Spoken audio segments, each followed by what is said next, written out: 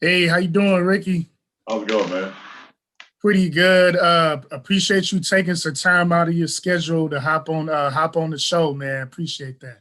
No problem, man. So I'll give a quick little intro. So Heavy Brand Podcast. I'm originally an immigrant from Ghana, and Okay. Detroit was where my family we all found each other. We got reunited in Detroit in like '87 to '89. So growing up in Detroit, a lot of my peers didn't really have that many positive role models. So Right. throughout my different 9 to 5s, I've been, youth counselor and working with the youth. So this summer, I decided to put together a youth podcast where I could bring on mainly professionals of color to kind of open up that platform to our young viewers. Okay. Yep. And I didn't know the podcast was going to spread to Kampala, Uganda, Nairobi, Kenya, and to my native homeland. So the podcast has grown, and the viewers are mainly student athletes. So it's a little bit different from the regular podcast. So with that being said, um, Ricky, if you don't mind, just giving a little intro to who Rickey Paulding is, a man from the city. Okay. Yeah. I'm from Detroit. I grew up in Highland Park. Um, I went to Renaissance High School.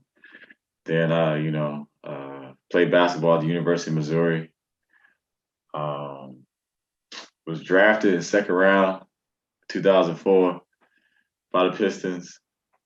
Uh, but then pretty much ever since I finished my career at Mizzou, I've been Sure. overseas.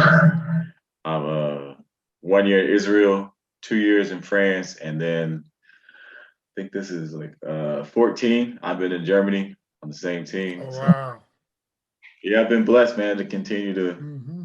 to Hmm. do what I love to do. So Beautiful, beautiful. Now, I don't know if the name Alden Bray sounds familiar to you from your days of Renaissance. yeah, that was my point So guard, man. Yeah, it's interesting because my junior high team, I played on the same junior high team as Alden, yeah, and it got to be the only junior high team in the history of basketball where the bench unit actually made it further in basketball than the starters.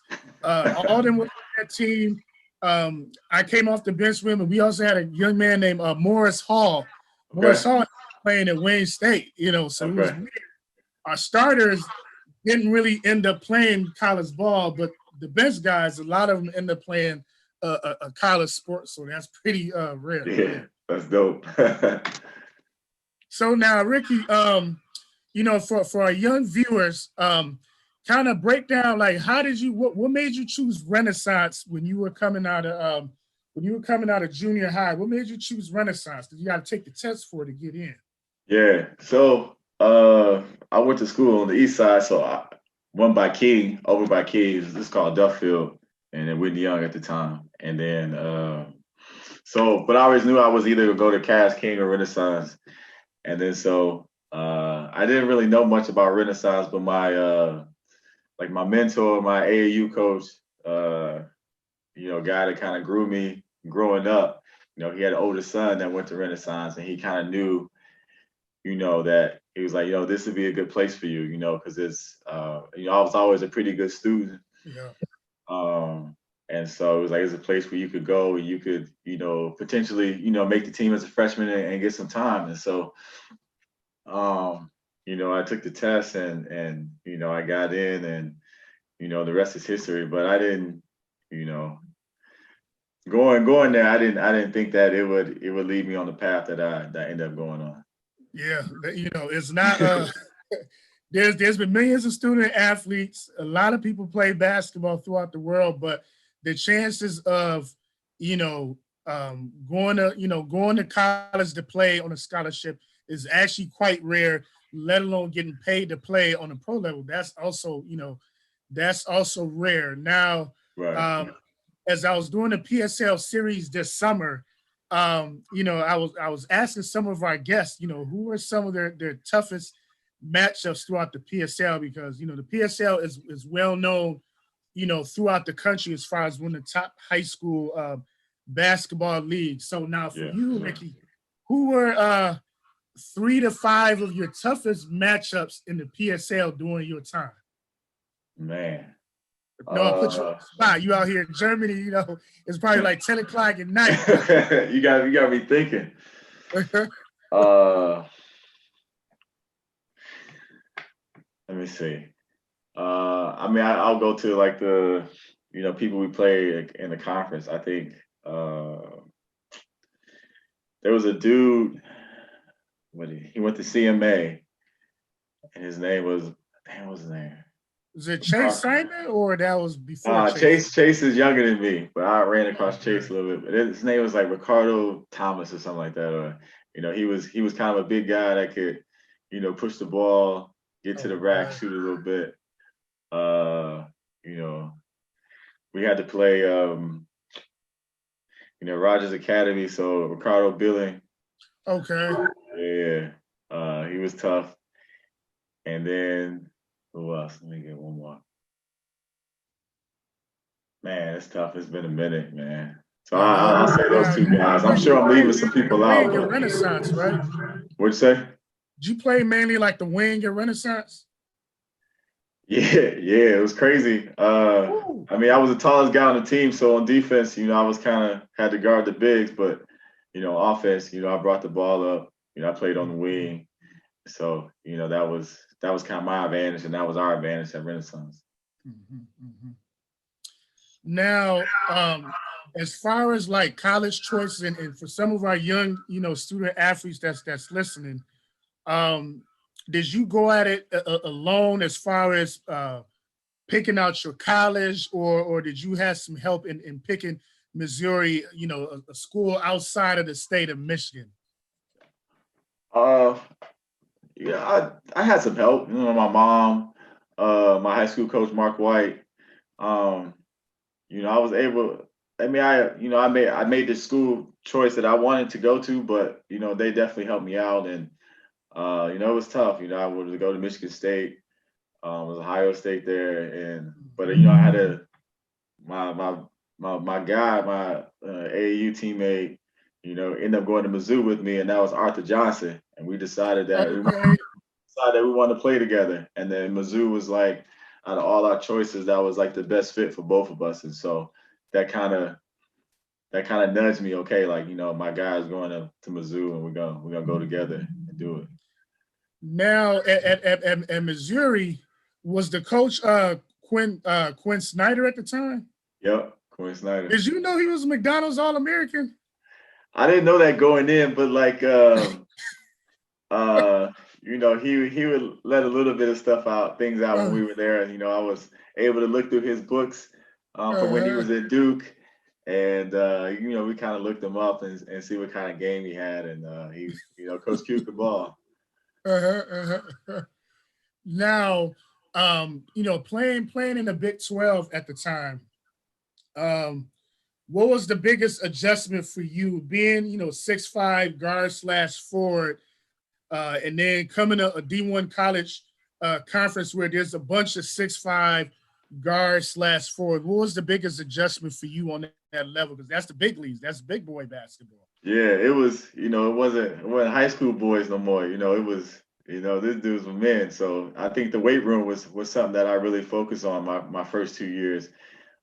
Just as a freshman, getting some playing time, and then matching up against those guys who were juniors and seniors. They were a lot stronger than me, and so that's something I really focus on is getting stronger and being able to hold my own against those guys. Okay. As far as Big 12 play, do you remember a certain player at your position that that you knew you had to get enough sleep for the night before?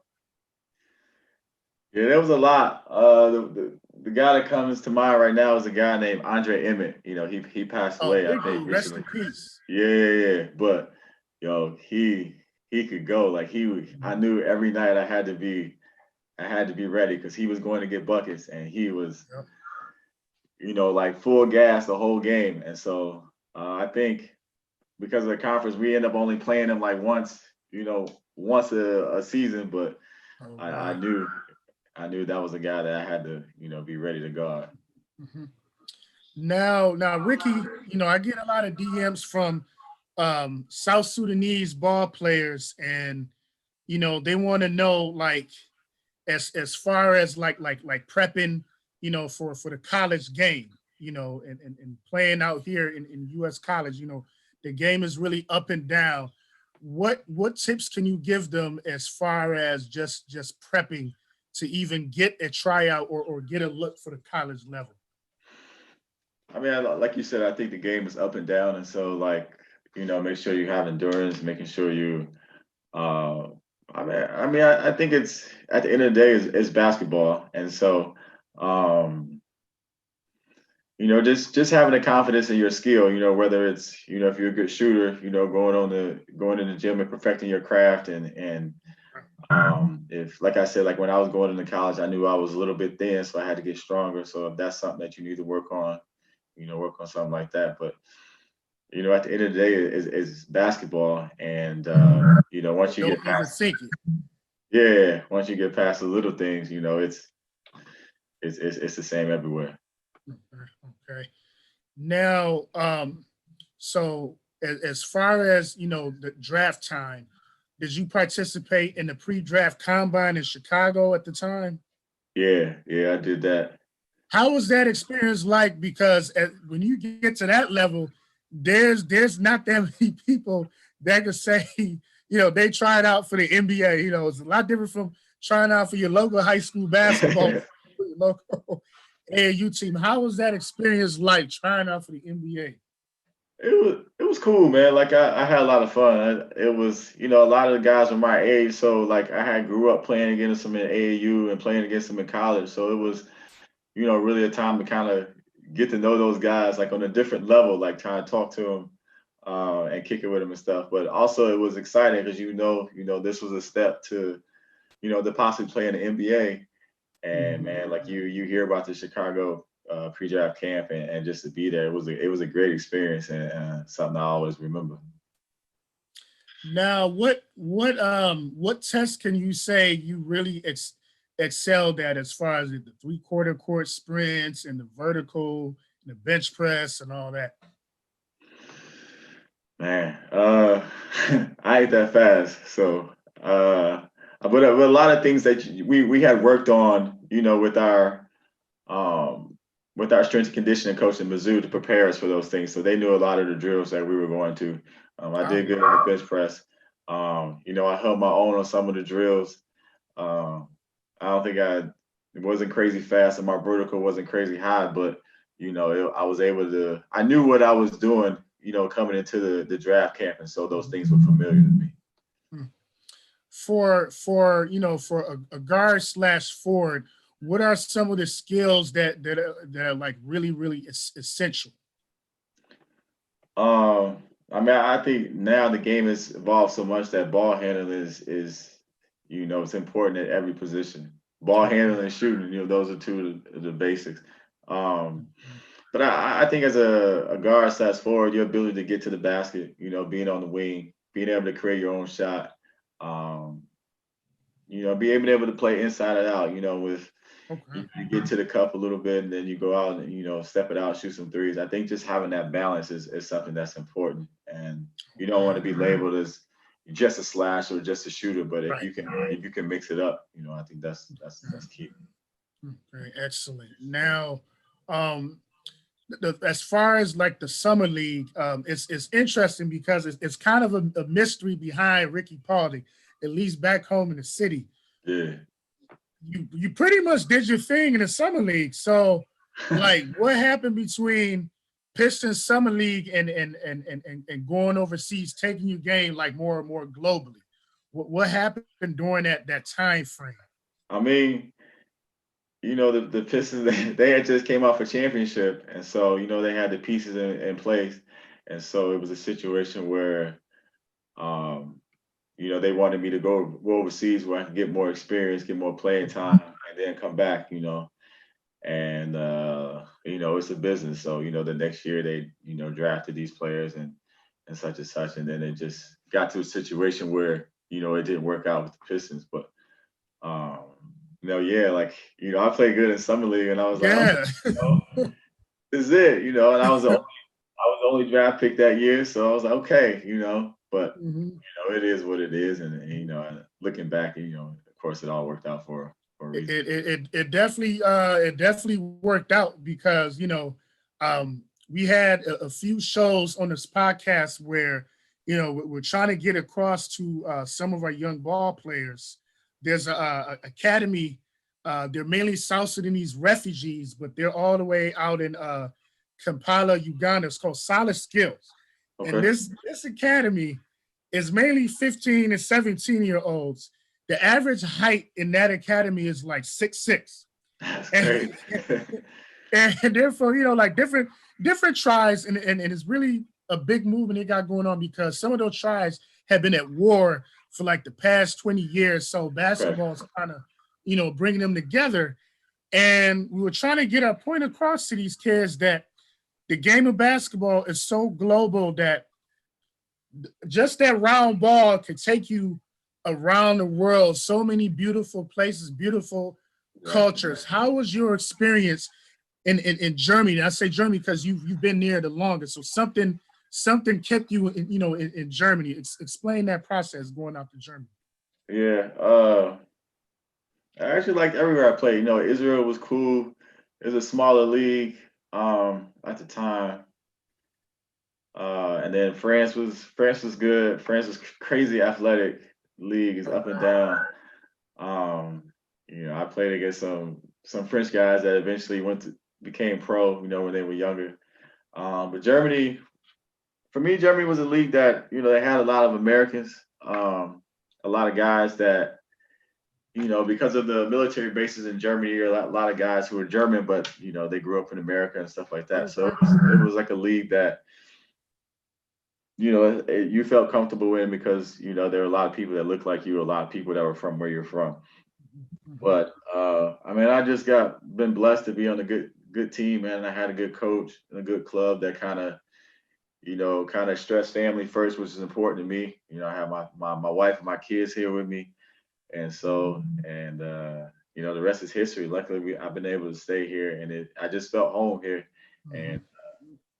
I think when you find a situation like that, for me, it was important to keep it. I was like, okay, I have this, I have everything what I'm looking for. I'm getting to play Yes. basketball.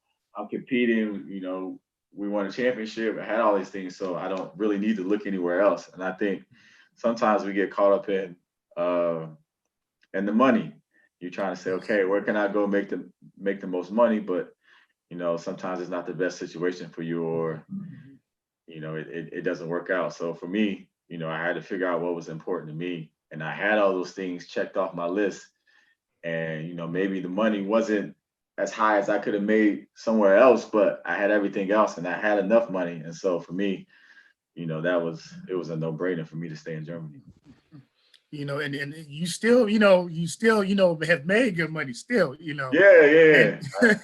and you I see can't you complain. see in the world, a lot of guys, from the inner city, especially, they never, and it's sad, they never make it past, the city or the Midwest. So the game has taken you far, you know.